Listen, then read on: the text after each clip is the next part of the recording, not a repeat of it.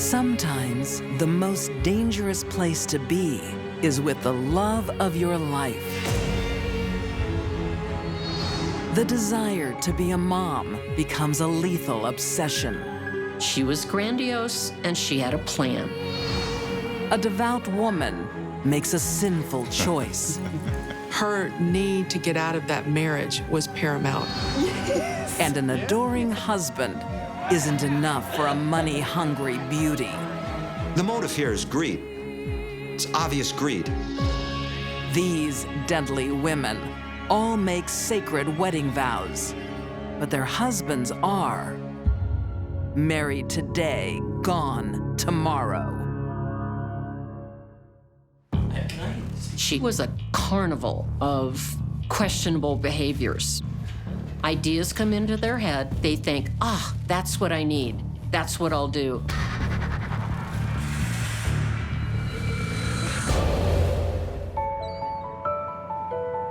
New beginnings can be as scary as they are exciting. Hi, kids.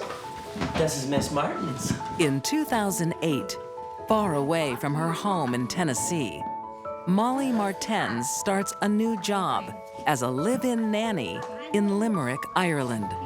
I think she went to Ireland because she found the perfect situation for her. Look what I've got for you. These are chocolates from America. You're spoiling them already. The 25-year-old American is an instant success. I love kids.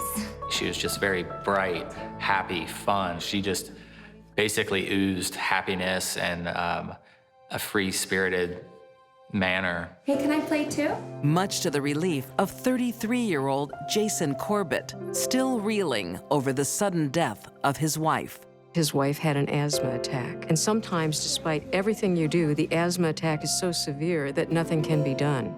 It is an agonizing thing for anybody to watch, much less a husband. His children were very young when his first wife died. But now Molly's here. Everything changes. She is both the comfort and distraction that Jason needs. They are sound asleep.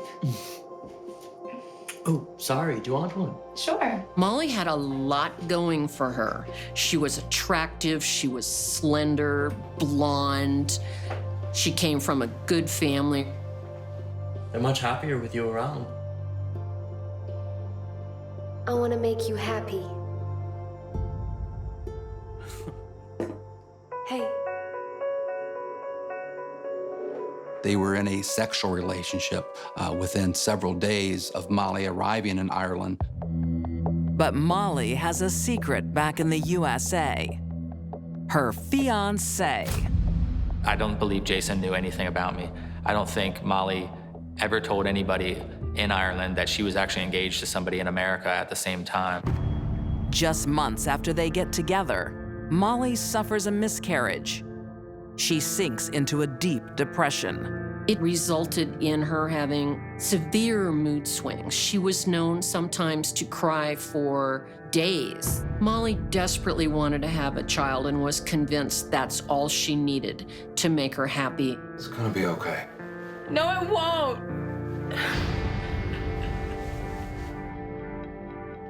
She went to a variety of different doctors and medicated herself. Keith stays by her side through the dark times. She was taking like 16 prescriptions a day or something like that. That would make anyone a ticking time bomb. Keith and Molly are engaged for a year when she makes a surprising announcement. She just out of nowhere said, I stayed up all night long and I found a nannying position in Ireland. And I was kind of shocked, but not shocked. I was worried. But Molly reassures him she'll be home soon. She told me she was gonna go for like a week. Then she told me maybe 3 weeks. And I've never seen her since.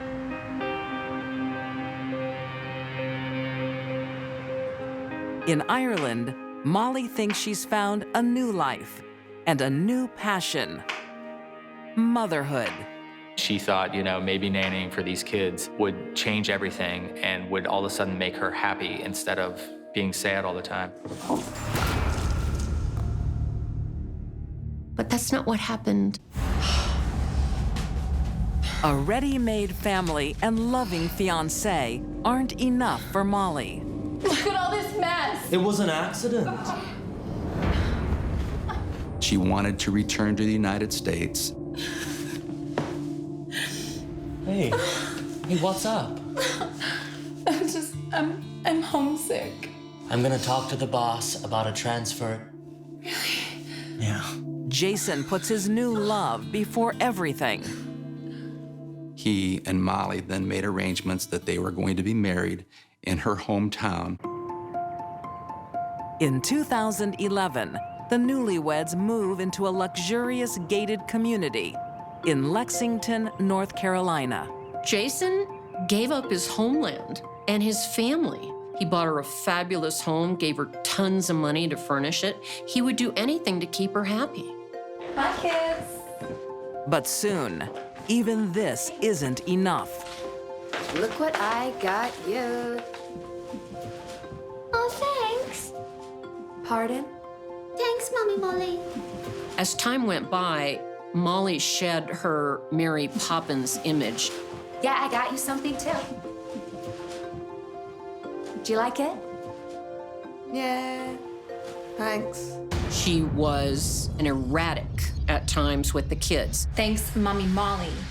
She absolutely insisted that they call her mom, and if they didn't, they were punished. Hey, give it back. No. Molly, stop it! Molly was a carnival of questionable behaviors. You can't treat my children like He that. has to be punished.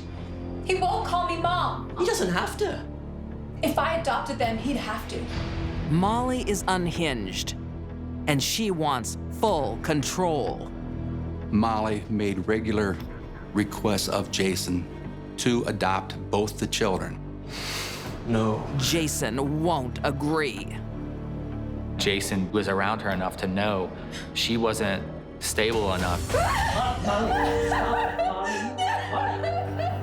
He knew something was going to happen. In Lexington, North Carolina, there's tension in the air. Hi, it's me. I'm coming home. 39-year-old Irishman Jason Corbett realizes his new American wife isn't all she seems. Molly's uprooted his family and now wants custody of his children. No, not Molly, just me and the kids. I think he had had enough of Molly and her antics and just the constant up and downs. He was going to take the kids to go back to Ireland. All right, bye. Bye. What you up to? Not much. Clearly, she had no right to the children at all, but she was grandiose and she had a plan. Shortly after Molly discovers Jason's secret plan, they receive a surprise visit from her parents. Hi, yeah. Molly, do you know your parents were coming? Are they here? Mom, Dad. I'm just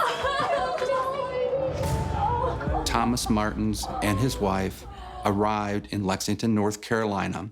This was an unscheduled visit. Are you ready? Yeah. Time for me to hit the sack, I think. On August 1st, 2015.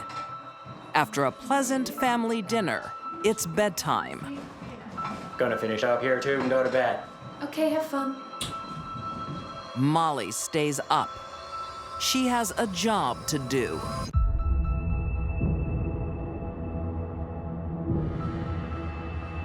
I think that she saw her major opportunity leaving her, and then she went to extreme measures to try to stop that.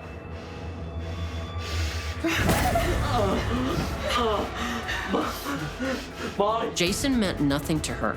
The kids were her world.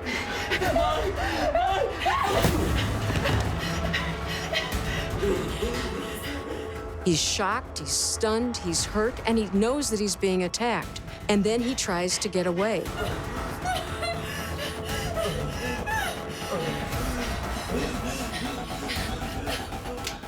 This murder becomes a family affair. We really don't know how many times Jason was hit with the bat or the brick, although we know at least 12 and possibly more, and that was just the head. Eventually, perhaps 15 or 20 minutes later, he finally stopped breathing and died. We need to call 911. Her father takes charge. He is a former FBI agent. He knows how to deal with the law. Yeah, I intervened. Yeah, he's in bad shape. We need help. A young man dead, beaten to a pulp about the head and face. Are you folks okay? And two adults, a man and a woman, in the bedroom saying it was self-defense. Molly's father, Thomas, said he hears the thumping upstairs and comes running up. What time was that exactly? And sees Molly being strangled by her husband, Jason. He said at that point he attacked him with the baseball bat, and the rest is history. I'm so lucky my father was here. But the crime scene tells a different story. Father and daughter don't look like they've been in a fight. No injuries, no bruises, no scrapes, no abrasions were found to either of the two individuals. He was trying to strangle my daughter, so I had to... I understand, yeah. Nothing about this murder was self-defense or spur of the moment. He tried to strangle me out of nowhere. Forensic evidence shows Jason's position when struck. Blood spatter on Molly and on her father was such that they had stood over Jason and beat him.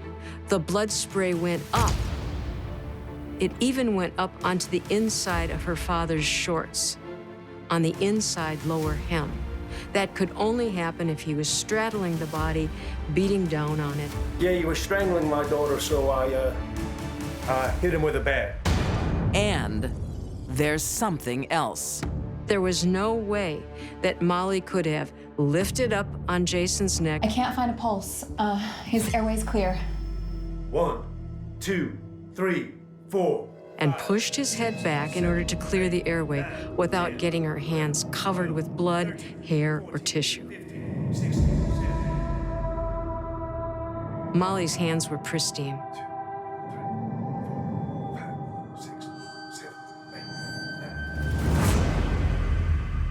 In 2017, Molly Corbett is convicted of second-degree murder and sentenced to 20 to 25 years in prison. Her father, Thomas Martens, is convicted of the same charge and will also serve 20 to 25 years.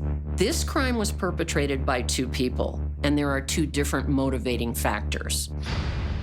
Molly was going to do anything she could to try to make them stay because they were the key to her happiness.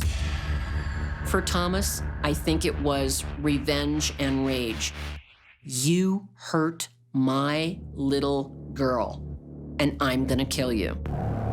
Two different people, two different motivations, but the result is the same. Somebody's dead in the bedroom, and the killers are in prison.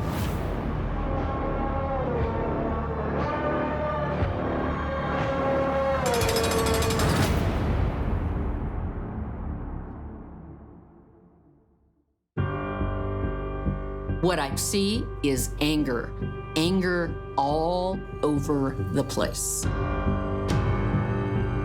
No one knows where all the hate came from. There has to be a reason, and she's not talking. December 2012. Houston, Texas.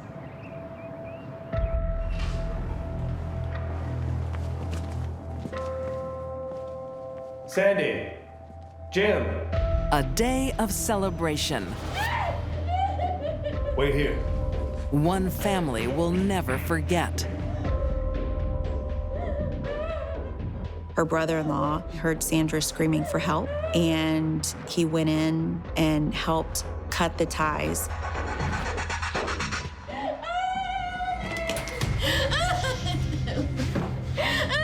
53-year-old Sandra Melgar should be enjoying her 32nd wedding anniversary. Where's Jim? I don't know.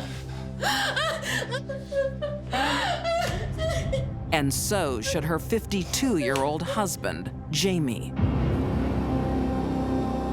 He had lacerations all over.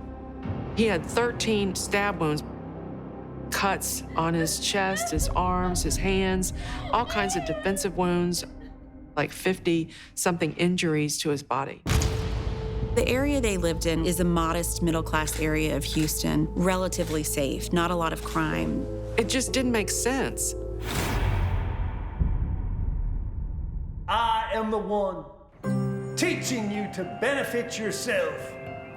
Happy are those hearing the word of God. To make matters even more confusing, the couple are known to be peaceful, law-abiding members of their church.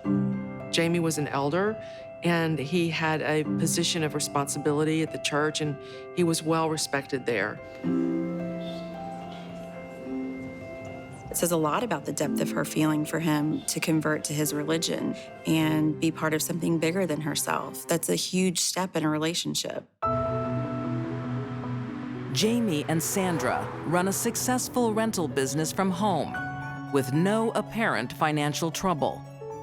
There just seems no motive for the violent home invasion. To an outsider, their marriage seemed perfect, but looks can be deceiving. Over time, each wants something different from their life. Jim, looking good. Thanks. I've given up meat. I've started juicing. He wanted to be healthier. He was working out more. I feel 20 years younger at least. He got into healthier eating. And so I think there was some conflict there because Sandra was not converting to that lifestyle. I can't convert Sandy, though. No, you can't. I think in her religion, women were not to complain. Sandra presented one face to the community, sweet, devoted wife and mother. Look around you. We're a family. Instead of anger, Sandra chooses absence. Together we can. They weren't seen together. Sandra may not have come to worship services. But we can't afford to let any of our family go. They were apart, and when they should have been together, the Jehovah's Witness elders were trying to find out if there were some problems in the marriage. Counseling reveals the truth. Sandy? I pray and I pray. Jim's not the man I married. Why? Because I want to be healthy? No. You're just different.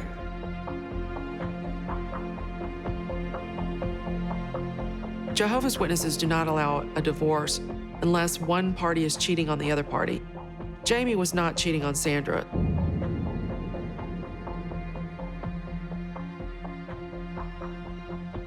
Bottling up marital issues for 32 years is a recipe for an intercontinental ballistic missile to go off.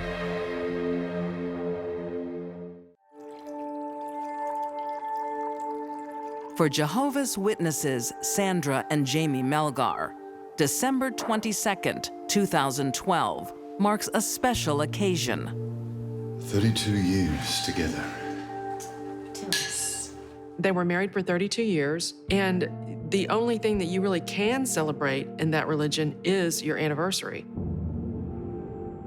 You can't celebrate Valentine's Day, Christmas, St. Patrick's Day, anything else. It's only early. We could keep celebrating. Despite growing tensions in their relationship, the occasion seems to bring out the best in both of them.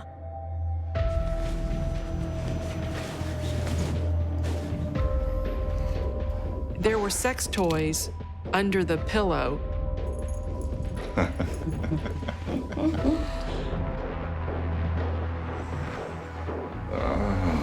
But there is no loving tonight.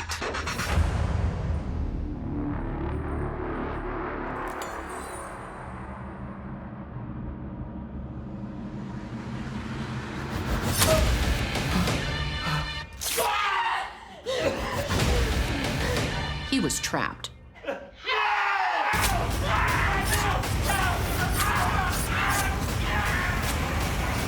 The only place for him to back up and get away from her is the closet, which is where he ends up.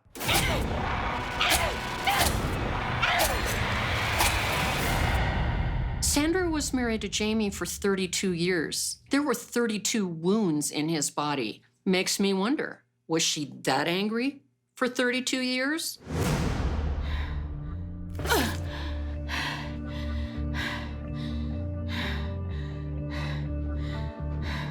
It appears to me Sandra didn't just snap.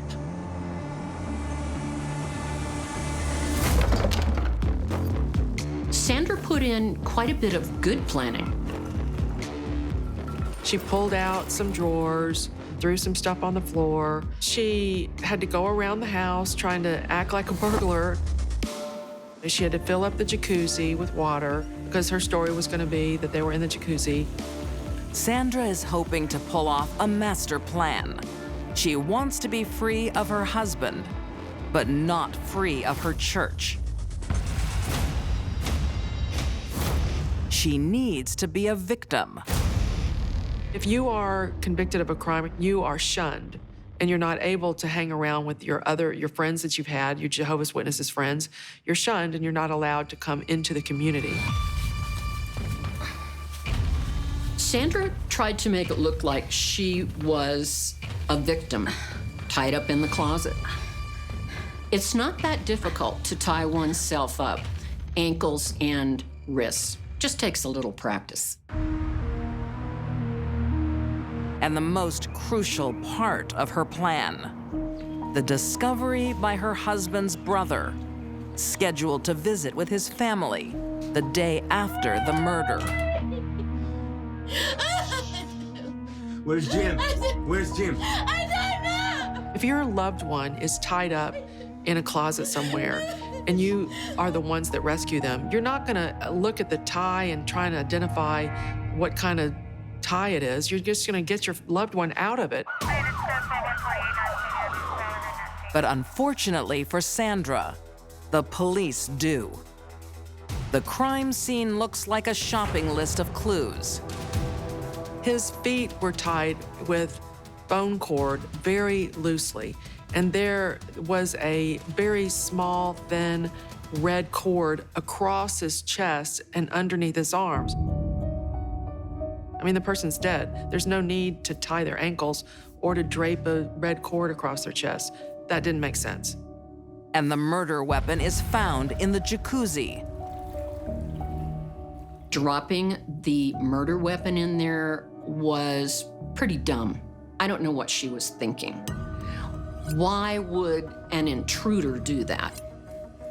I don't remember. Sandra has a history of a mild seizure disorder, and she claims to have had an episode after the pair got out of the jacuzzi. She claimed that she had blacked out for approximately 12 to 14 or maybe 16 hours. I need to go to the bathroom. The time period after a grand mal seizure usually lasts an hour, sometimes two, and the person is really in a very, very deep sleep. But 12 to 14 hours? I don't think so. In 2017, a jury finds Sandra Jean Melgar guilty of first-degree murder and sentences her to 27 years in prison. The thing about this one is how people seem so normal, so balanced, so grounded on the outside. And you never know what's going on behind closed doors. As the couple grew apart, Sandra never lost her faith. She only wanted to lose her husband. Sandra didn't snap because she was angry. This was premeditated. In the end, the Jehovah's Witness religion was more important to her than her husband's life. Better to be a widow than a divorcee. Now she's a widow in prison.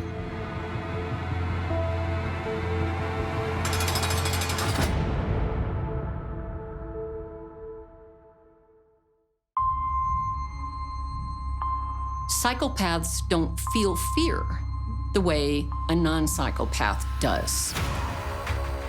She probably thought she would be able to talk her way out of this, if not sex her way out of it.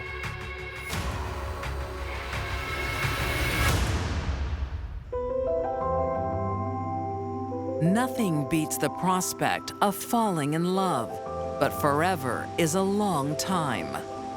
In the late 1990s, in Winston-Salem, North Carolina, two young lovers have no reason to believe they'll ever be apart. They met in high school and started dating in high school and had been together for many years. Okay, you can look now. Yes. Yeah? Yes. Okay. Okay. I'm so excited. 21-year-old mechanic Brent Poole and 18-year-old high school dropout Renee Summey are sure they're a perfect match. They were teenage sweethearts, really. I mean, they loved each other. They thought it would last. No, we don't need these anymore. Okay.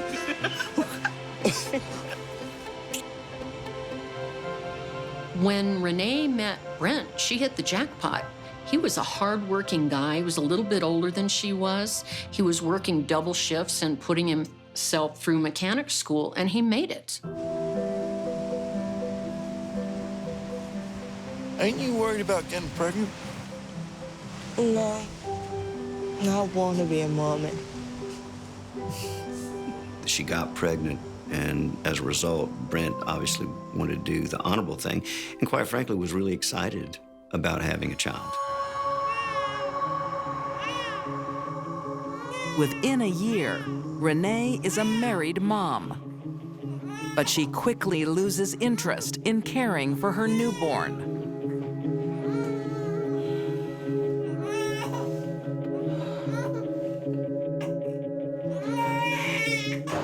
Renee? Renee! How can you just leave it crying like that? So Renee has a 1-month-old baby at home, and she decides she's gonna go to work. What is she gonna do? Renee! She's always crying. She gets a job as a stripper at the Silver Fox.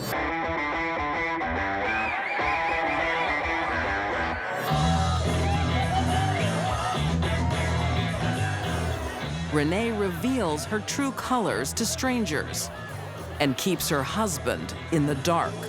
At heart, Renee is an exhibitionist. Look at me, look at me. Everybody, look at me.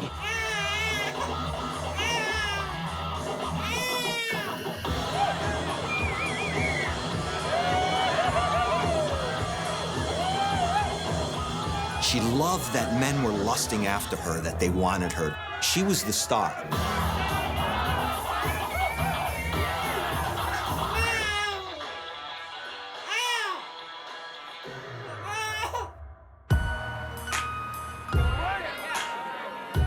Yeah, you look good out there. At the front of the line is computer technician, 28-year-old John Frazier.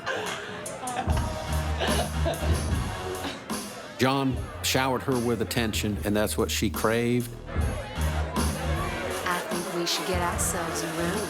Yeah. Let's go. Follow me. Working long days to help them get ahead, Brent has no idea his childhood sweetheart is fooling around. I feel bad leaving you on your own. Don't be. It's okay. I know that you're doing this for us. He was committed to provide for Renee, for his daughter, to the point that he'd work as much as necessary. Now go on. You don't want to be late. You know, one of the problems with him being gone so much, working double shifts, is that he's leaving her alone. To say Renee had loose boundaries is an overstatement. It's open. I thought it'd never leave. I'm not sure she had any boundaries. There wasn't anything Renee wouldn't do if it made her feel good.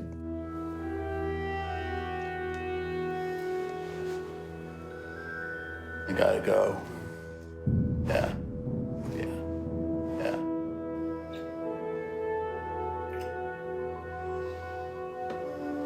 Renee had a very high sex drive. Not only was she having an affair with John Fraser, she was also having another affair with another person at the same time.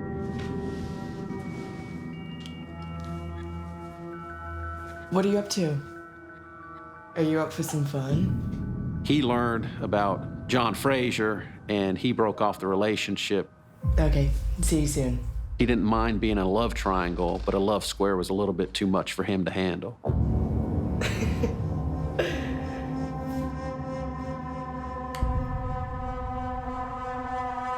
The most important thing in Renee's life was Renee and what she wanted to do at the time she wanted to do it. Nothing else mattered. But soon, Renee's secret life is exposed. It's crazy. It's so good. Oh. Sorry. So good, got it. Hello? I had your wife last night. She couldn't get enough of me. Who is this? She loves it when I grab hold of her. Brent received a phone call to say that I've been sleeping with your wife. You are such a loser. Okay. Who are you? She's gonna be mine, I promise you. No, give me a name.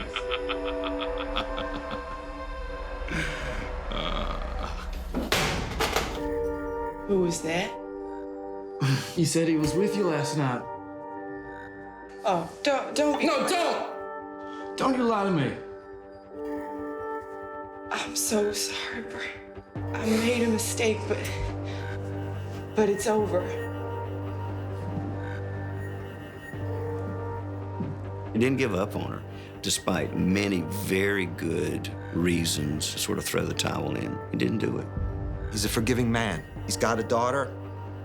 He wants to make the marriage work. I forgive you. Just stop the behavior, please. But let's move on from this. Let's continue. That's the kind of guy Brent is.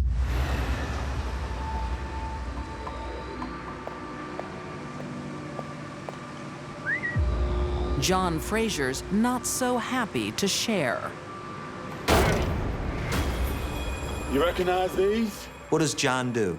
He pulls out a pair of Renee's panties. Come on, get in. You want to see a good movie? You might learn something. Okay, come on, get in now. Go, come on, get in now. I mean, the level of depravity and humiliation here is just incredible. John kept trying to provoke Brent into a fight. I'm sorry. Brent was so desperate to keep the marriage together that he fell right into Renee's trap.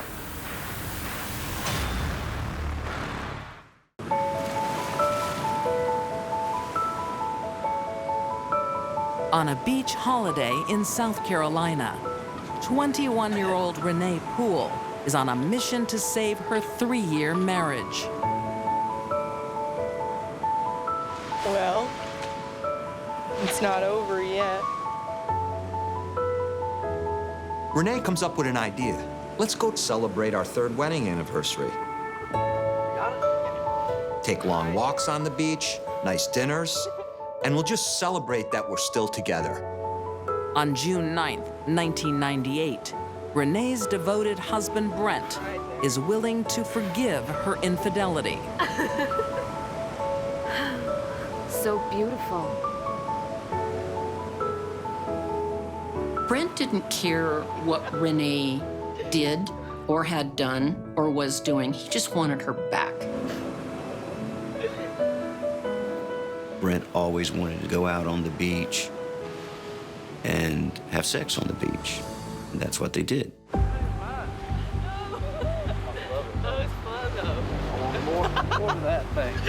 They were on their way back, walking to their hotel. They started noticing a figure in the sand dunes that appeared to be watching them.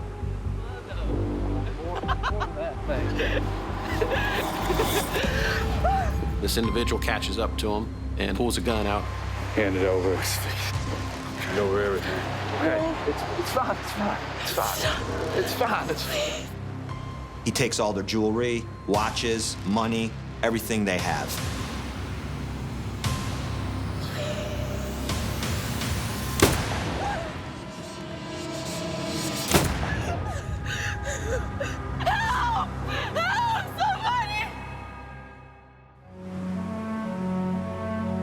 Instead of saving her marriage, Renee watches it end.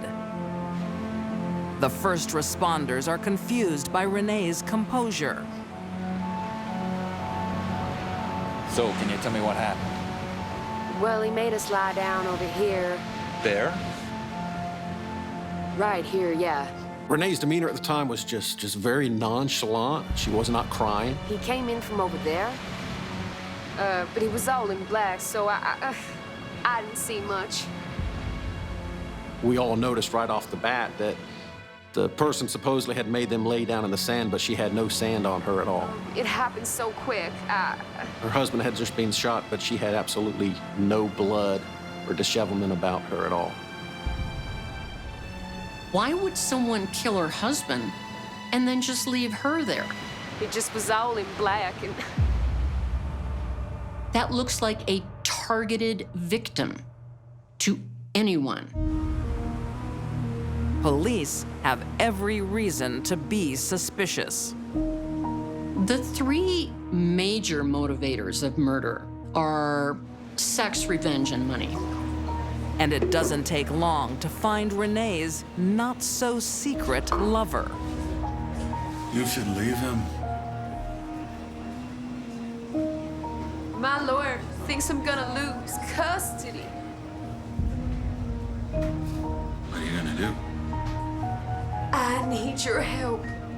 And under this heading of sex comes love and affairs and things like that. You can fix this.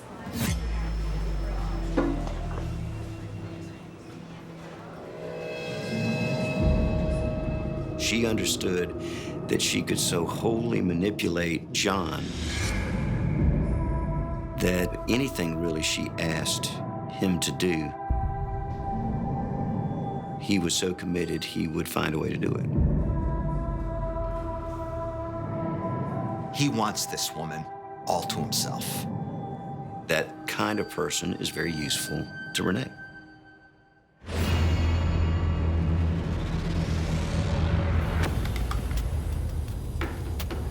When police investigate John Fraser, they get their first breakthrough.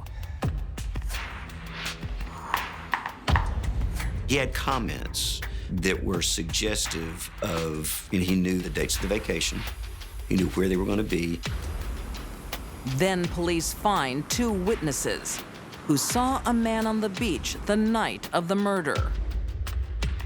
Renee, why do you think he didn't shoot you? Ultimately, law enforcement was able to create a photo lineup, which included John Fraser.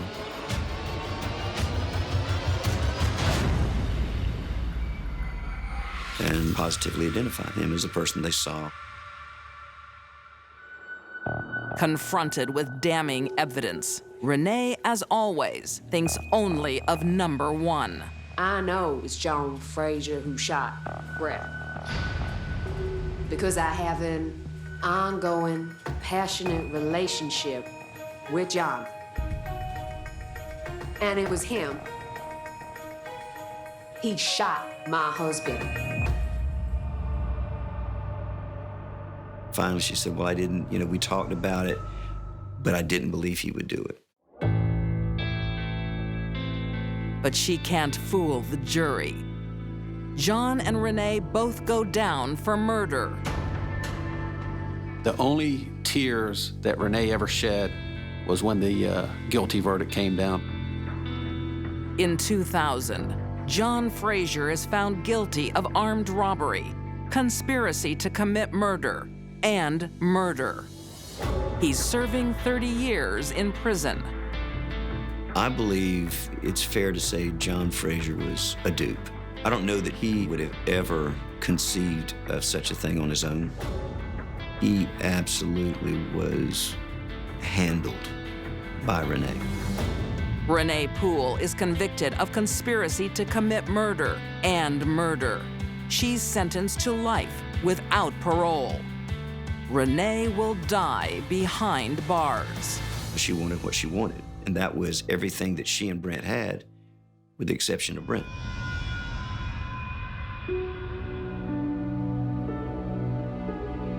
The most important person in Renee's life was the woman staring back at her in the mirror.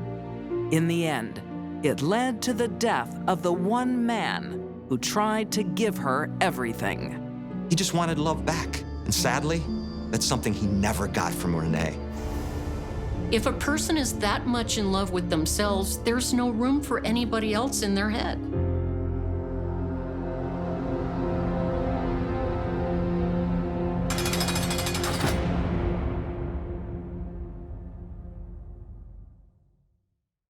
These deadly women broke their vows with lethal force.